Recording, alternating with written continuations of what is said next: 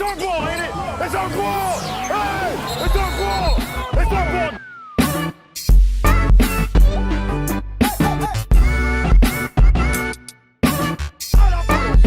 Can he shoot? Yes, I can shoot. Welcome back to another episode of the Ball Don't Lie podcast. I'm your host, Jacob Fraser, with my co-host, Cam Connolly.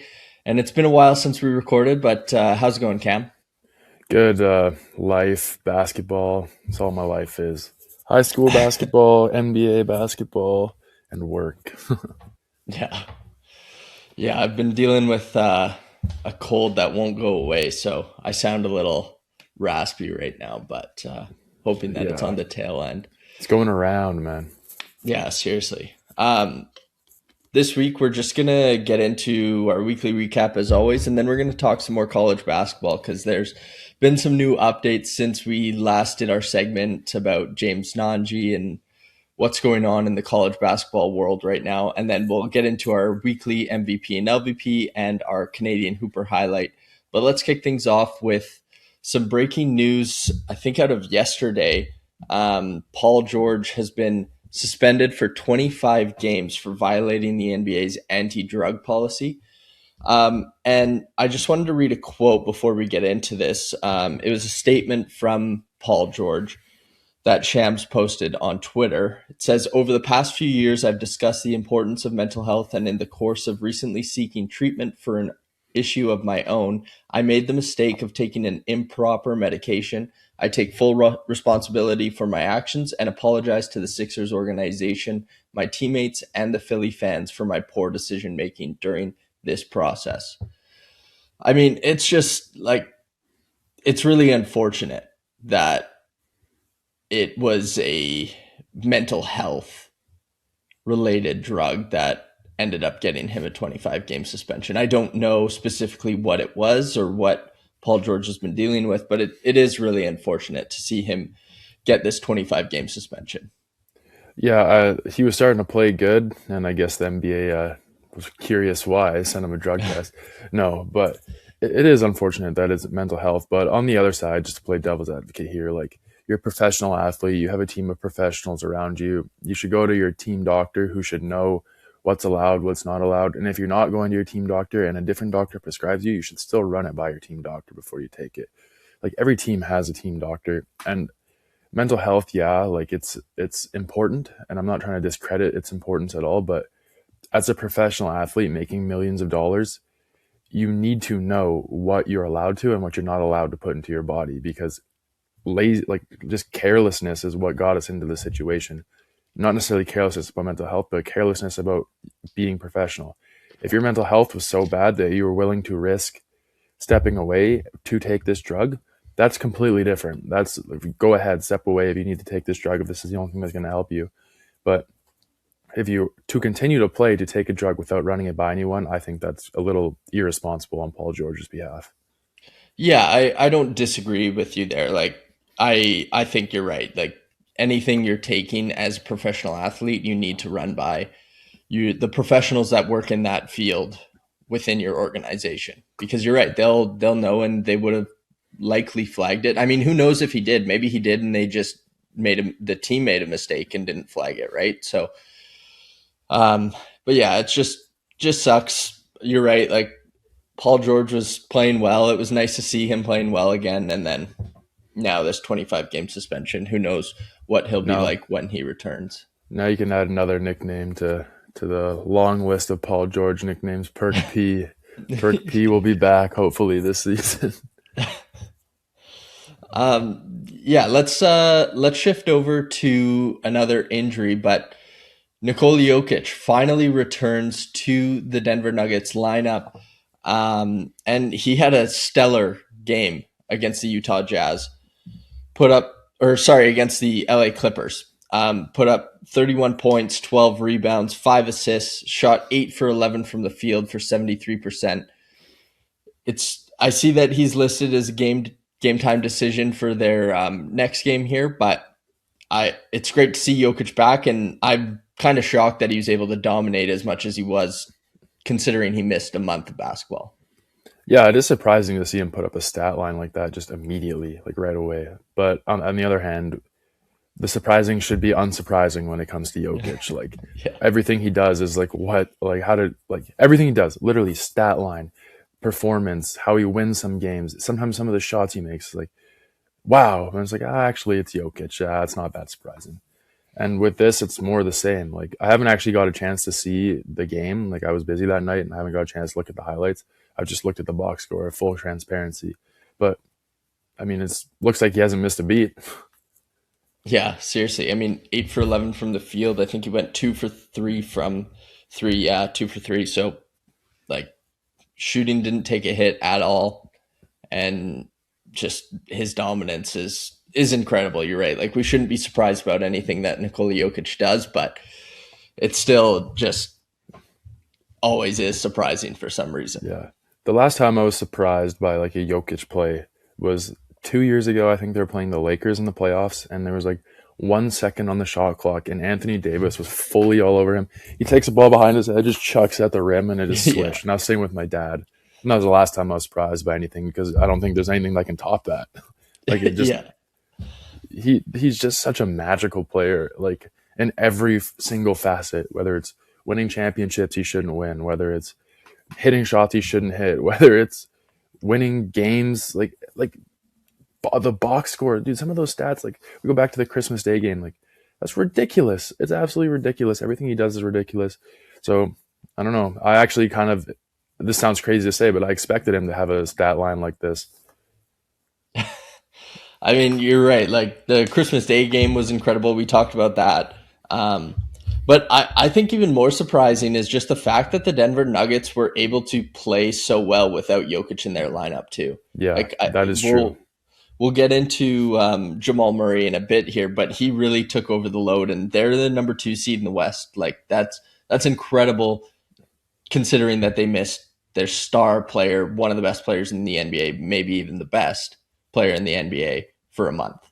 Well, yeah, I remember we were recording the in-person episode that is unfortunately Horizon lost media now. But we were like, well, I don't know. The Nuggets are in like I think at the time they were like the 3 seed, and we're like, yeah, they could go like 2-12 during the stretch, and I think they did the opposite. They went like 12-2 or something along those lines. And now they're the 2 seed, which I would not have predicted at all, considering everyone talks about the advanced stats. Oh, when Jokic isn't on the floor, they're the worst team in the NBA. Like they have like the worst offensive and defensive rating in NBA history. But I think that part of it is now they know that they don't have Jokic, so now they know they have to step up the game. Whereas when Jokic is just subbed off the floor, they know he's coming back on the floor. They don't have to play desperate. Without Jokic, they have to play desperate, and everyone has to give 10, 15, 20% more rather than just through the flow of the game. Oh, Jokic is off the floor, he's going to come back. For sure. Let's transition here into the All-Star starters. They've been named the reserves, or is it the reserves? I guess Yeah. they'll be named later today, actually. But so in the West, you've got Luka Doncic, Shai Gilgeous-Alexander, Steph Curry, Nikola Jokic, and Victor Wembanyama. And in the East, Jalen Brunson, Giannis Antetokounmpo, Tyrese Maxey, Cade Cunningham, and Jaylen Brown are the starters that have been named. Is there anyone that you think should have been a starter over these 10 players? Honestly, not really. There was a lot of talk around Mr. Denny Avdia, and I'm here to declare war, actually. I'm declaring war on Denny Avdia fans. You guys don't know basketball. You guys actually do not know basketball. You guys comment on all of the clips we talk about Denny Avdia. We give him his flowers. But no, you know what? Denny Avdia fans have turned me into a Denny Avdia hater. And this is completely off topic. But every single time, we talk about the All-Star votes. I was talking about how LeBron James deserves more All-Star votes. I'm still on this, by the way. This still makes me mad to talk about. LeBron James deserves more All-Star votes than Denny Avdia. That's what I said. You're like, oh, no, he doesn't. No, he doesn't. And then it comes out that in Israel, there's an app, and they're sending notification every day for people to vote for Denny Avdia. Oh, wow. I guess it all makes sense. I guess it's not one big conspiracy. Like, it's just ridiculous. It's absolutely ridiculous. And they're crying, oh, Denny Avdia deserves to be an all-star starter. No, he doesn't, man. He deserves to be an all-star. He does not deserve to be an all-star starter. And for some reason, people are talking about that. If you think Denny Avdia deserves to be an all-star starter, You do not know basketball. The one thing you want to know where Denny Avdia deserves to be? In the free throw merchant conversation. He takes more free throws than Shai Gilgeous-Alexander. Shai Gilgeous-Alexander has the free throw merchant thing all over him. No, I'm ending that right now. Denny Avdia is the number one free throw merchant in the NBA, and he does not deserve to be an all-star starter. I'm curious, his season averages, he's taking 9.5 free throws per game. I'll pull up Shai Gilgeous-Alexander because you're right. Like I saw something recently that he's taken, I think, top 3 most free throws in the NBA this year. Yeah, SGA is 9.3 free throws a game. Yeah, I'm just checking something. Well, I'm curious your take on the All-Star thing. I'm just checking a stat right now. It's going to take me a second to find it. Well, I'll talk about this really quick while you look that up. Some of the comments that we were getting were about your take on whether or not Denny Avdia could be the number one player on a championship team. And a lot of people weren't happy that we didn't think that he could be the number one guy, saying, I can't remember what the comment was exactly, but there was one that was like, oh, he's got more points per game than LeBron James. But LeBron James isn't the number one player on an NBA championship team right now. No, dude, and it's ridiculous. And this is what I'm looking for, okay? Denny Avdia has made a huge leap this year, and maybe he's taking more shots. Let's see. He's attempting 5 more shots per game. Oh, 5 more shots per game than last year. Yeah. But he's attempting 6 more free throws per game. Let me see. Wait, is it 6? Oh my God, my cat is on me. It's attempting 4. Almost 4.5. 4.5 more free throws a game. His numbers are jumping up because he has a better whistle this year. Someone made the call. And like I'm on the Denny Avdia hate train now because you delusional Denny Avdia fans. If Denny Avdia can be the best player on a championship team, I will eat a shirt. I will eat a shirt with Denny Avdia's face on it. How about that? Yeah, I mean, I don't think they're going to win. Portland's not winning the NBA championship this year. They're not even above 500 right now. But yeah, that's the other thing. Like, they're not even above 500. Like, how can you argue he can be the best player on a championship team when they're not above 500? Dude, it's absolutely ridiculous, man. And all these delusional Denny Avdia fans think he can be the best player on a championship team. I seriously, I want to go do a street interview where we walk around and ask people, 1, have you ever watched the NBA before? Or 2, or maybe like, oh, are you a fan of the NBA? Do you pay attention to the NBA? And then 2, do you think Denny Avdia could be the best player on a championship team?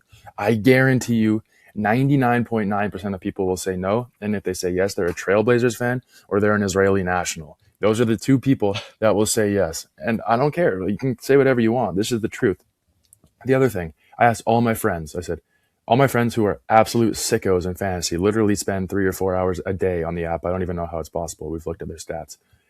Not one of them has said that Denny Avdia could be the best player on a championship team. We could ask any analyst out there in the entire world, could Denny Avdia be the best player on a championship team? Absolutely not. He 100% could not. Maybe in 3 years, if he takes 2 more leaps, he could be the best player on a championship team. But he's like 28 or 29, isn't he? I think he's younger than that. He's 25. He's 25. I saw something that he was like 27 the other day. Regardless, like, dude, I'm just so sick of these Denny Avdia fans and our freaking comments. I hate Denny Avdia now, and I hate Denny Avdia fans, and I'm declaring war on the fans of Denny Avdia. Well, I'll ask you this because I did want to get into this. I forgot to put it in our notes, but who are some guys that you think should be selected as reserves for the All-Star game? Scotty Barnes, greatest player in the NBA. I wanted to talk about the Raptors specifically because I was watching the Raptors game when they played the Magic the other night. And on the broadcast, they were saying that Scotty and Brandon Ingram should both be All-Stars. Would you agree or disagree with that? Well, I think Scotty Barnes, without a doubt, is an All-Star. Like, you can't make an argument that he's not an All-Star based on the way he's playing. I mean, I don't know if he's the betting favorite, but I think he should be the betting favorite for Defensive Player of the Year just based off like the games played minimums. Mm-hmm. I think he absolutely should be the front runner. But Brandon Ingram, I think you could make an argument that he should be an All-Star, but I'm not like married to that he absolutely has to be an All-Star. I think that if he's an All-Star, he'll be one of the last picks. He's playing at an All-Star level. But in the world where it's like the player vote, media vote, fan vote, like whatever formula that is. I don't know if he'll get there because he's not very loud. He's not a loud character. He doesn't have the loudest fan base. Like, I mean, Scotty Barnes has a loud fan base, but Scotty Barnes is also like a popular player, unlike Denny Avdia. No one likes Denny Avdia, but like if Scotty Barnes isn't an all-star, then I'm going to be shocked. I mean, he's been an all-star before. He absolutely deserves to be in it. And Brandon Ingram, I hope he's an all-star. I guess that's a better way to sum it up.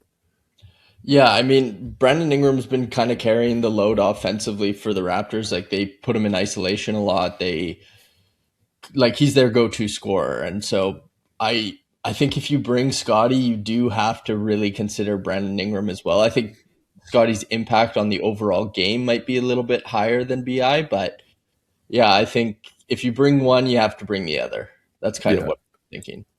And another guy who I definitely should 100% be an all-star is Jamal Murray. Like, we were just talking about how he was carrying the load for the Nuggets team, and he has absolutely been playing at an all-star level this year. And I actually think that him not making the all-star game would be blasphemous.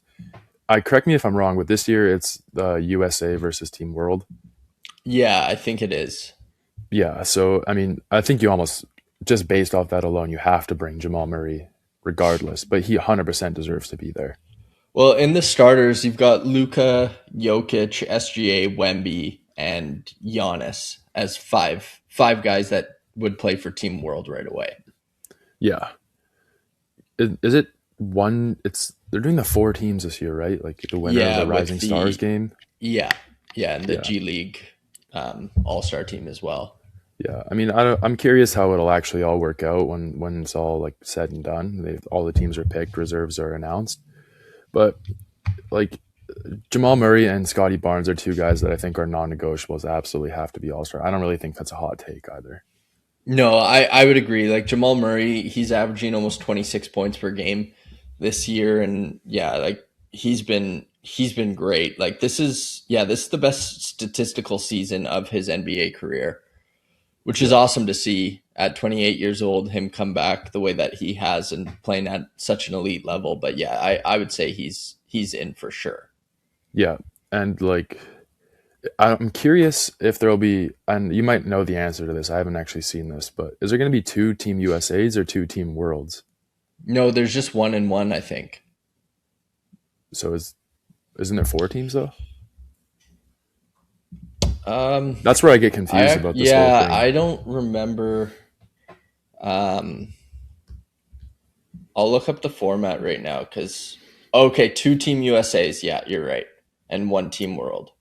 See, that doesn't make a whole lot of sense to me personally because, like, who?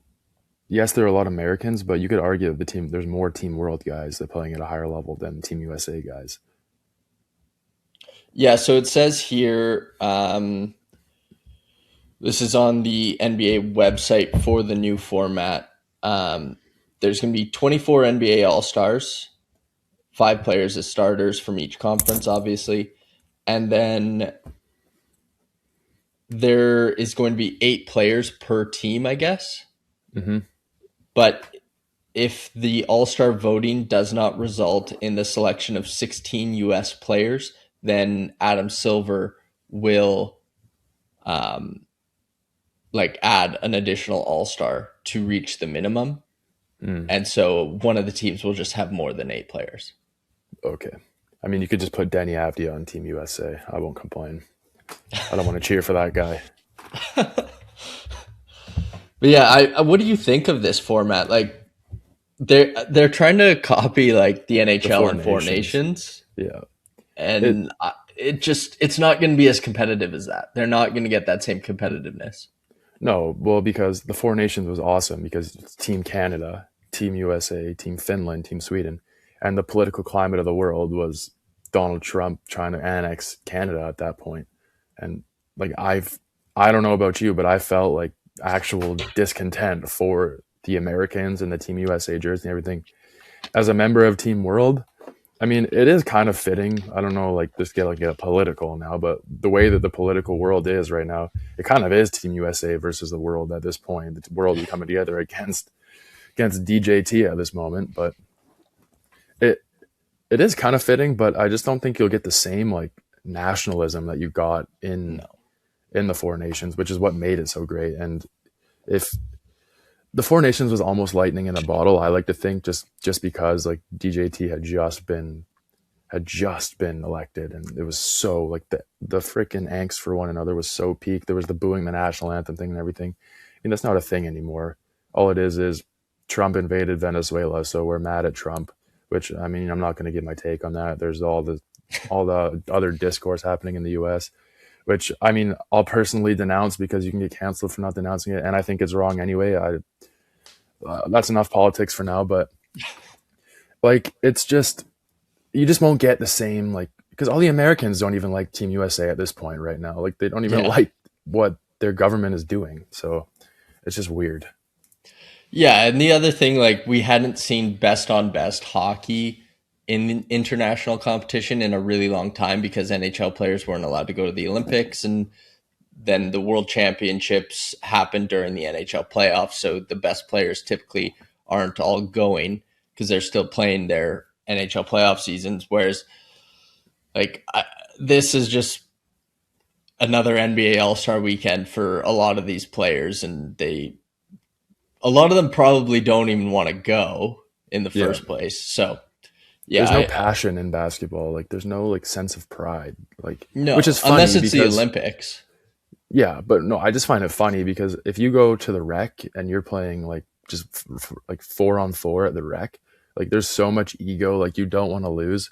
Or you go play Mhm. like a beer league game, even if it's a dib, it's like, we lost, whatever. Like you're Yeah, like, I mean, we'll beat them next time maybe, but I don't really care that much.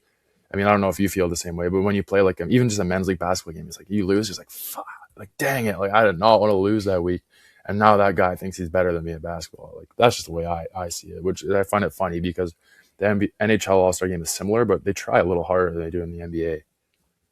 yeah, for sure. I mean, I don't take rec hockey or basketball that seriously. I just go out for a good time. But Maybe I'm too competitive, but I don't know. let's get into this college basketball talk because Amari Bailey, he's played 10 games in the NBA and he's the newest guy trying to make a comeback into the NCAA. He has 1 year left of eligibility. Apparently, somehow he has another year left. So he's trying to make a comeback. I mean, it's just ridiculous. Like, If they let him into the NCAA, like I think that's when we'll see like a revolution of the NCAA. I mean, I've been saying this for a while though, so who knows? yeah, But like, at what point do you draw the line? Like, there's the old saying, stand for something or fall for everything. Like, the NCAA has to make a stand here, right? I would think so. I also wonder like what is Amari Bailey going to get out of going back to the NCAA? All of these guys that have played NBA games and have that experience, what are they going to get out of going back to the NCAA? Because I can guarantee you that if they don't go out and absolutely dominate, they're not getting a leg up on their future NBA career. Like they're not getting a whole restart. Yeah. No, I don't get it either. And I think a more feasible option, and this is a little biased, but I think a more feasible option is come play in the CEBL right before the summer league. Come get in the CEBL, get some eyes on you, dominate some pro basketball, go to the summer league, go dominate the summer league and get a pro contract. I mean, that's what a lot of guys are trying to do, especially Canadian guys. I Mm-hmm. mean, you even look at Mitch Creek. Like Mitch Creek came to the Bandits. He's played 2 seasons now for the Bandits. He got like a huge EuroLeague deal out of dominating. He won MVP of the CEBL. Like you can, there's other options. You don't have to go back to NCAA, and they probably just want the money now because they're broke and they probably spent all their money. And G League doesn't pay that much if we're being honest. Mm-hmm. And they probably want to capitalize on their NIL like stuff because I don't think when Amari Bailey was in college, I don't think their NIL was there. No, no, it wasn't. Yeah, like I mean, it's just ridiculous, and I hate that this is even a conversation that we have to have because we're not protecting the amateur status or amateur athletes at all if we're letting pro guys back.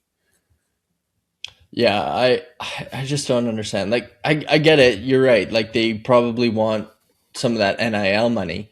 But what? Amari Bailey's going to come back, make 2 mil, and then tank his NBA career? Like not that he has a great NBA career ahead of him anyways, but I just don't think an NBA team's going to look at that as a positive that he had to go back to college to try and get better. Like I would much rather take on a guy that maybe didn't work out in the NBA his first go round and then went to Europe or CBL and dominated and then came back. Like Gershon Yabusele Yeah. played in the NBA, goes to Europe, plays really well for France at the Olympics, and then he gets an NBA contract once again, and now he's getting minutes with the New York Knicks, one of the best teams in the league.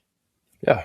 Like it, I don't know. And I just think about like the sense of pride too. Like, dude, you played in the NBA. What are you doing against NCAA guys? Like, that's like a guy playing junior A going back to play minor hockey as an overager. Like, what do you get out of that? You don't get anything. Like, it's like, even like the guys who go to prep school in basketball, put a basketball reference.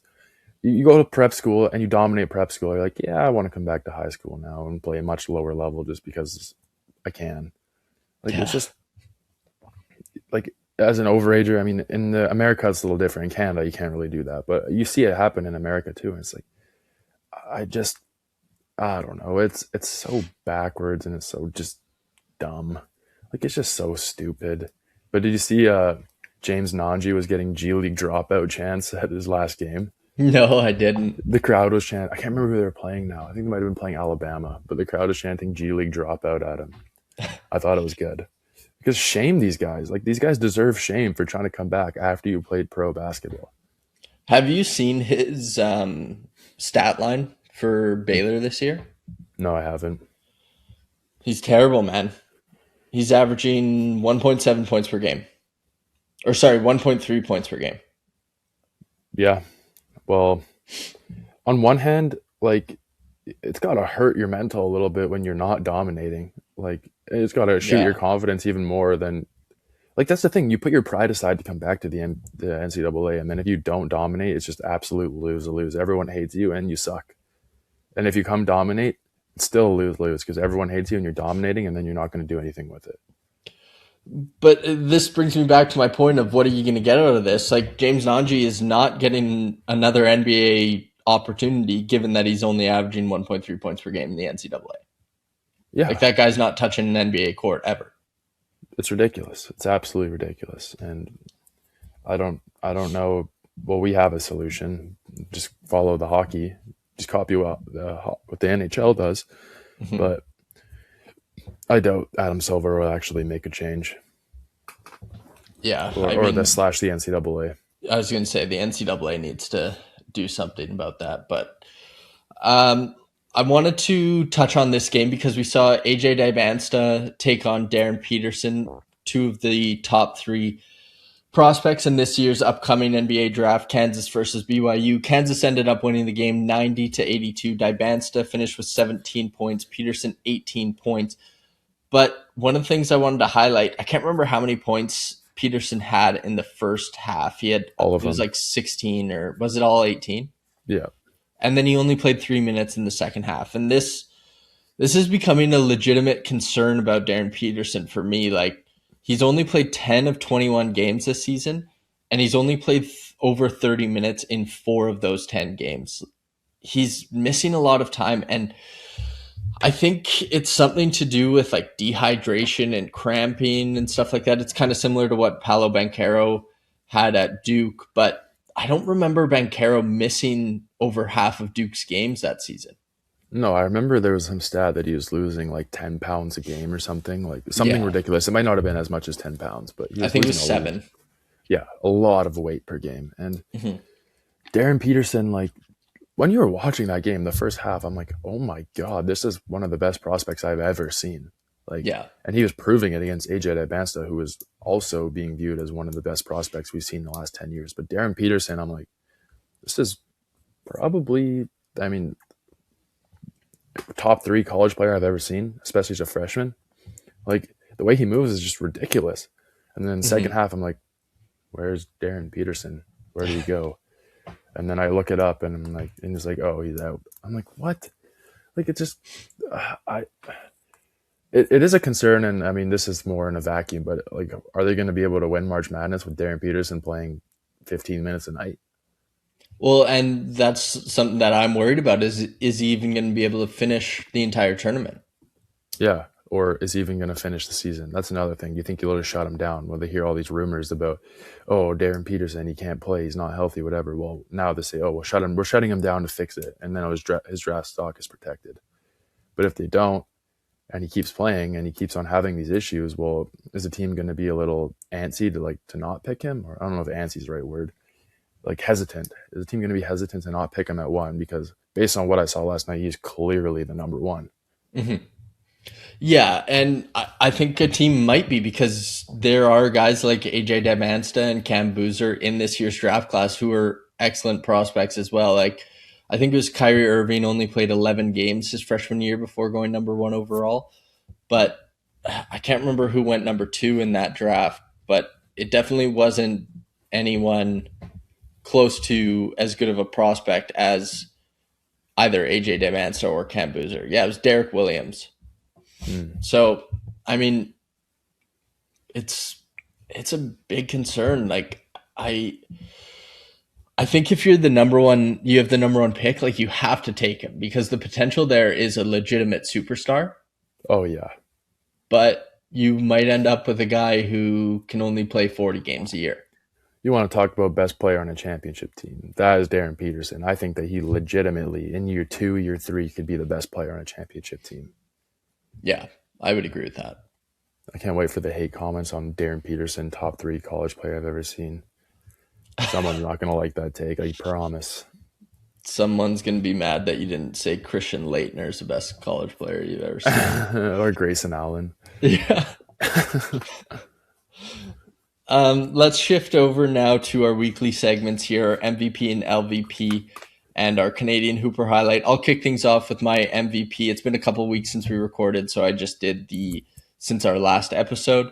I'm starting things off with Joel Embiid. I've given him my LVP before. I think it was our first episode I gave him LVP, but Yeah. he's back. He's playing unbelievably in the last 7 games. He's got 34 points per game, 9 rebounds, shooting 53% from the field and 52% from 3. The Philadelphia 76ers have looked really good. I mean, at the start of the year, it was VJ Edgecombe and Tyrese Maxey, and now it's Tyrese Maxey and Joel Embiid. But yeah, he's playing back at least this last 7 games. Like that's MVP caliber level. Yeah, and it's nice to see him solve these injury issues too. Like, I can't say I'm a fan of Joel Embiid. I've never been a fan of Joel Embiid. Especially like during that Raptors run when he did the airplane thing. Like, oh my gosh, nothing has made me as angry as when I saw him do that. But I was happy to see him get mocked. I love that meme of him crying. But at the end of the day, like, you're always happy when someone figures out their injury issues and can return to playing at the best of their potential. And I'm still not a fan of Joel Embiid, and I don't hope he gets injured or anything like that. I just hope that he doesn't go far in the playoffs. And my favorite meme is when someone will be like, this person saw the rise of Hitler, this person saw the end of World War II, but this person never saw Joel Embiid conference finals. I always find those hilarious. Like when someone dies, like, I mean, obviously it's terrible when someone dies, but that's my favorite response when someone like old dies. But yeah, I mean, I hope I never see a Joel Embiid conference MVP conference finals in my lifetime either. But I am happy that he's back. Conference MVP is a thing now. Oh yeah, true. No, I don't think I have to worry about that one either. I hope not, at least. But yeah, I'll get into my MVP now. Donovan Mitchell. I mean, I also did the same thing. I went back to our last episode, and honestly, Donovan Mitchell didn't have the best shooting splits. He only shot 45% from the field. But the Cavs went 7-2, which was, from the dates that I did, it was the best record out of anyone. Cavs went 7-2. He had 27.3 points per game, 6.9 assists per game, 5 rebounds per game, which I don't think he's known as the most rebounding guard there ever was. No. But yeah, I mean, that Cavs team is starting to look good, and Donovan Mitchell is like an elite player. And I don't know if you saw that interview. I'm blanking on the guy's name now, but he's all over the news because he dissed LeBron or whatever. But he's like, "This is Donovan Mitchell City now." Jalen Tyson was it? Jalen Tyson, yeah. With him and Jalen. This is Donovan Mitchell City now, and I was like, "Yeah, it is. It is Donovan Mitchell City now. It is not LaBrenda's city. This is Donovan Mitchell City," and he's proving it. Yeah, for sure. They've been great lately. Like you said, 7-2 in their last 9 games. Um, but yeah, I mean the Cavs, they're in the 5 seed right now. Like I expected them to be either 1 or 2 this year, Isn't that competing with the crazy? Knicks. Isn't that crazy that they went 7-2 in their last 9 and they're the 5 seed? Yeah, and they're only 8 games above 500. That is also insane. But I mean, they're starting to figure it out now. Mhm. What have you done for me lately? They're doing a lot, and we'll see if they can sustain it now, because like it's the NBA. If you can sustain it, how are the Clippers doing in their last 10? I actually haven't checked that. Clippers in their last 10, they are 8-2, Damn, the Clippers are still hot. That's crazy. and they're still below 500. No, Yeah, 22 and that's 25. that's brutal. That's insane too. That's almost as crazy as this Cavs only being 8 games over 507-2 in their last 9. Yeah. But no, okay, I'll move on to my LVP now. My LVP, I'm gonna give this. I mean, this guy isn't necessarily like the most impactful player there ever was, but John Morant was out, and John Morant's barely even playing, and I'm gonna give this to Jalen Wells. He shot 37% from the field on 10 attempts a game. He had 10 points per game, and the Memphis Grizzlies went 1-7, and he was playing 25 minutes a game. He's playing like about half to over half the game per game, and like Jalen Wells had a chance. He had a chance to like insert himself as a legitimate player on a team. It was his chance to prove himself, and he just didn't. And it's unfortunate, but like, when are you going to get a chance that good? Yeah, I was when I was doing mine, I was looking at picking Jalen Wells, but I had to pick my guy because he completely screwed me over on one of my bets last week. I sent it to our group chat. But yeah, I thought about picking Jalen Wells for my LVP this week as well. He's just one of those guys like cheat code in 2K, but sucks in real life sometimes. Yeah, Like what was do you have it in front of you? What was his shooting splits from three? uh, I can pull that up. Just give me. I don't have it in front of me. I think he was shooting like 30% from three, something around that, maybe 27. Okay, not terrible, but not not great. Yeah, Yeah, I'm just no, going back on his game log here. Like he had a game that he shot 40 and a game that he shot 75, but then 22, 33, 16, 0 and 25% from three. yeah, that And won't he's get it supposed to be done. like a sniper. Yeah, I had him in fantasy and I dropped him, thankfully. Yeah. Yeah, I mean, this season he's shooting 5 threes a game and he's only shooting 32%. I feel like if you're shooting that many times, you gotta have better split than that. Yeah, I mean, what is that? Like 1.7 makes per game? 1.6, yeah. Oh, math guy right here. Sign me up for the Math Olympics.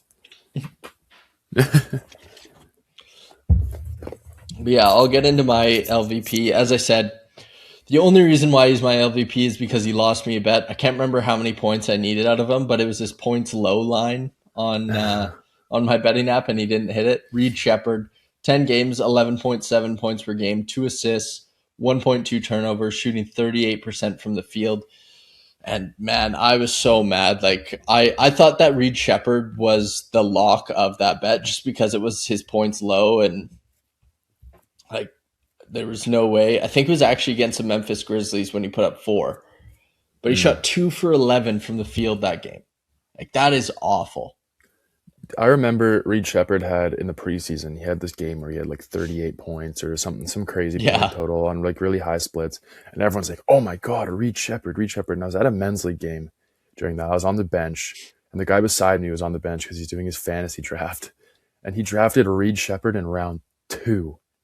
And I said, what are you doing, dude? And I was like, no, Reed Shepard's good. Everyone was on Reed Shepard is good. This is Reed Shepard's year. Reed Shepard's breakout year. Even David was like, oh, Reed Shepard, this is a breakout year. Buddy, I stayed the course. I said, Reed Shepard sucks. Do not buy into this hype. Look at who was on the court with him. Like, he's going to have much better players on the court. Yeah, he's just a shooter. He'll have all the attention off of him. No, Reed Shepard sucks. Reed Shepard's a bust. the only reason Reed Sheppard went so high is because he shot 50% from three in a college basketball season, which is ridiculous. Yeah. But if you actually looked at how he plays, like, I never thought he was that good. I was really never on the Reed Sheppard train. And I think, didn't he lose in round one? Was he on that team that lost to St. Peter's? I think I might be mixing up years. Let me pull it up. I can pull it up. They lost to Oakland in round one. Right, because he was on the same team as Rob with the shifts. Mm-hmm. But yeah, Jack Golke absolutely owned him in that game, and Reed Sheppard was absolutely invisible during that game. I remember I was 3 watching. points. Yeah, he was invisible. He's supposed to be this great player, and he didn't do anything. Like he couldn't get downhill. He couldn't get to the rim. He was missing everything from three. Even Rob Dillingham wasn't doing much, and I guess it's kind of poetic based on how their NBA careers have played out. But yeah. If you think Reed Sheppard's a good basketball player and you think he can still make it, you're wrong. I mean, I also just, like, you look at the Houston Rockets lineup, like, that it's going to be hard for him to get significant minutes with the guys that are ahead of him on that team. Like, obviously, they have Kevin Durant, Amen Thompson, Alperen Şengün. Like, there's not a lot of touches to go around for a guy like Reed Sheppard. But I just pulled up that draft class, and it was the Reese Shea class. So it was a weaker class. But number 4 overall, one pick after Reed Sheppard, was Stephon Castle. Could you imagine how much better the Rockets would be if they had taken Castle over Reed Sheppard? Yeah. I don't know. I never bought into the Reed Sheppard hype. I mean, 50% from three was crazy. Like, I'm not going to take that away from him, but you can't do that in the NBA. You could be Steph Curry's best year. He's shooting like 38%. Yeah, and I mean, Steph chucks up a lot of threes, but yeah, well, even Steph Klay definitely Thompson has higher than 38%. I don't think so. Hasn't he been a 40, 50, 90 guy? Oh, maybe. You're right. Oh, yeah, actually. yeah. But like, his low is 38%. okay, well, then I'm not a math guy. I take it back. But yeah, let's get into our Canadian Hooper highlight here as we wrap things up. By the way, could you hear the playback on the mic when I just pulled up Steph Curry's stats? It's some Stephen A. Smith thing. No, I couldn't. Oh, okay, good. Yeah, it happened a couple times. Go on the ESPN app and all of a sudden stuff starts playing. I wasn't sure if you could hear it.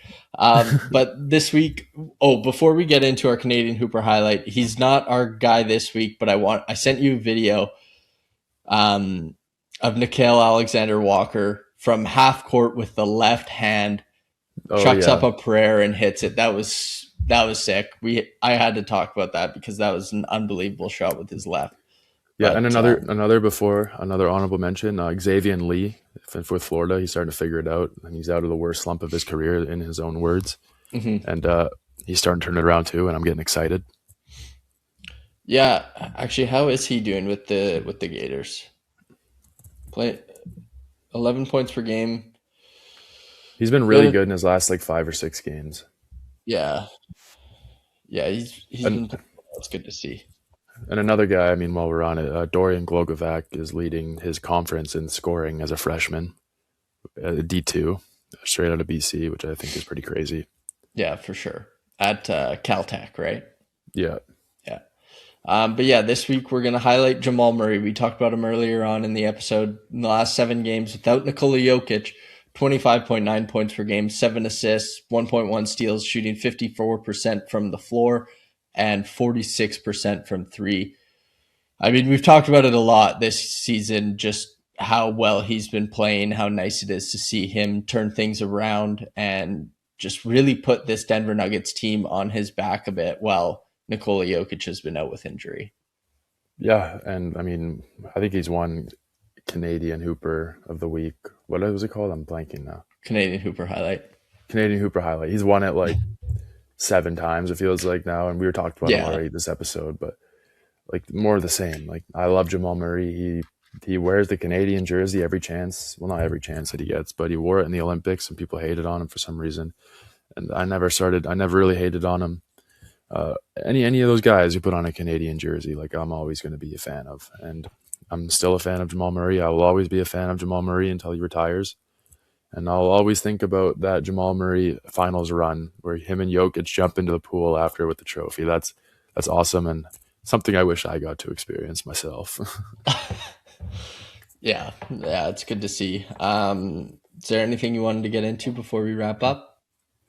The Algoma Thunderbirds have won a basketball game for the first Oh, time in a year and a half, almost 2 whole seasons. I can't remember who they beat now, but like Algoma, I'll great look it up. destination, guys. If you want to play U Sport basketball at the highest of levels, the Algoma Thunderbirds is where you want to go. That's what I'm telling you right now. Just unbelievable program over there. Just a culture of winning. It's in a great location, and yeah, they just win. They're just a program of winners, and you definitely want to go there. They won 2 games. Oh, they won another game. Yeah, they will beat Laurentian University, and they beat Ontario Tech. Wow, just big wins over there. So yeah, if you're an aspiring basketball player and you're still watching, Algoma, shoot for the moon. They're turning the program around right now. So For those who don't know, Cam's brother went to Algoma for a year. it was a great program. But nothing bad to say about it. That's why he only went there for 1 year. Yeah, exactly. Well, if there's not anything else, we can wrap up there. Be sure to follow us on our socials, link down below. Check us out on Instagram, TikTok, Facebook, obviously YouTube, and be sure to check out some of our other shows on the Horizon Media YouTube channel. But that'll do it for this week's episode of Ball Don't Lie. I'm Jacob Fraser. That's Cam Connolly. Thank you for listening.